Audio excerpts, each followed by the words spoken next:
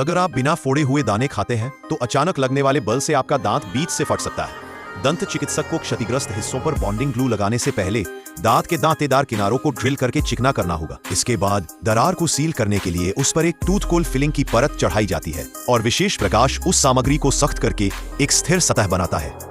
अंत में दंत चिकित्सक दांत के आकार के अनुसार सामग्री को ड्रिल करके उसकी मरम्मत पूरी करता है। लेकिन गंभीर मामलों में एकमात्र उपाय पूरी तरह से दांत निकलाना ही हो सकता है।